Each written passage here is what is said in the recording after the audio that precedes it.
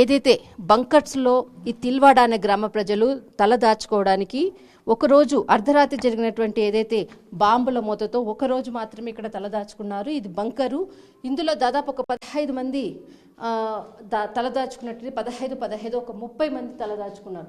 మొత్తం సిమెంట్ తోటి అసలు పైన అంతా కూడా మొత్తం ఎంతో బందోబస్తుతో ఉన్నటువంటి ఒక చిన్న గది.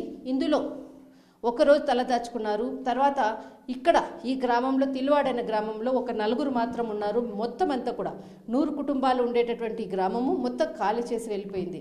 ఇప్పుడు ఈ రోజే తిరిగి వస్తున్నటువంటి సందర్భం అని చెప్పవచ్చు. ఒక్కసారి ఈ చిన్న గదిలోనే వాళ్ళు తలదాచుకున్నారు.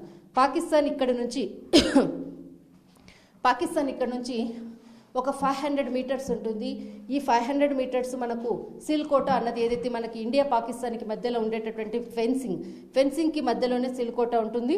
తర్వాత మనకు తిల్వాడ ఇది ఏదైతే విలేజ్ ఉందో లాస్ట్ చివరి ఊరు. తర్వాత మనకి పాకిస్తాన్కి అవతల కాజ్వాడ అన్నది ఒక చివరి విలేజ్. ఈ చివరి విలేజ్ పాకిస్తాన్ది.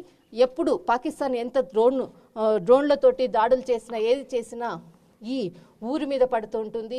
లగామా అన్న ఒక ఊరు, తర్వాత తిల్వాడ అన్నటువంటి ఒక ఊరు.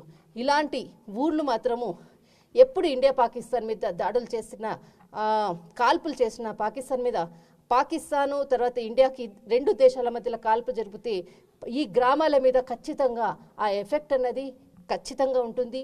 ఎప్పుడు చూసినా మా గ్రామాల మీద ఈ బాంబుల వర్షం పడుతూనే ఉంటుంది. అందుకే మేము ఇలాంటి ఏవైతే బంకర్స్ ఉందో ఈ బంకర్సే మాకి సేఫ్ అయినటువంటి ప్లేస్ అంటూ కూడా చెప్తున్నటువంటి పరిస్థితి. కానీ ఇక్కడ ఉండేటటువంటి వాళ్ళందరూ కూడా బాంబుల వర్షం కురవగానే ఈ ప్రాంతాన్ని వదిలిపెట్టి వెళ్తారు. కానీ కొంత సమయం వరకు ఇక్కడ ఉండి తల దాచుకోవడానికి కొంత దీన్ని ఉపయోగించుకుంటారు. కానీ ఇప్పుడు మాత్రం ప్రస్తుతము ఈరోజే తిరిగి వస్తున్నటువంటి పరిస్థితి నెలకొంది.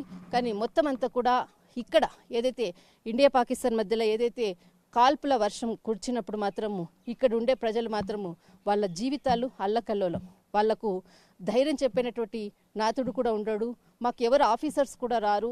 మా అంతకు మేము మళ్ళీ వచ్చి ఈ ఇండ్లను మళ్ళీ పునర్నిర్మించుకోవాలి.